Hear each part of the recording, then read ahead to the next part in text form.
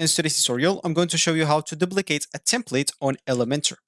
So the first thing that you would like to do, of course, is just go and open whatever browser you're going to use to follow this tutorial steps with. Here in my case, I'm actually using Brave, but of course in your case, you can use any other browser could be possibly working for you. As an example, you can use Google Chrome, Opera, Brave like me, Word, I was going to say WordPress, not WordPress, Firefox maybe, even Internet Explorer if it's working for you. And once you go and open that browser, make sure to go to this URL section and simply type elementor.com and hit the enter button. And that should take you directly to the homepage or the main screen of the Elementor website.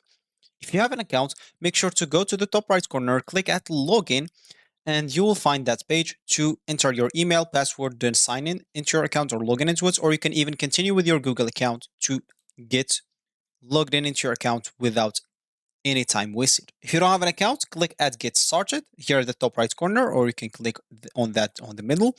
Here, choose the design to start your website. Let's say, an example, digital marketing for me, start with this design. And as you can see, they'll actually ask you to pay for a plan, first of all, so you can start using the design. If you don't want to pay or anything, just go back and click at skip and start with a blank website, and you can create your own. But as you can see, they'll even ask you for the same price, which is the basic plan. Of course, you can click on this, or if you already have a hosting, click at see our plugin only plans. As you can see, there have the essential plan, expert plan, and the agency plan. Each comes with its own features and price. So once you created your account or you sign in into your account, you'll find yourself on something like that, which is going to be your home screen or your main screen after you logged in into your account on Elementor website.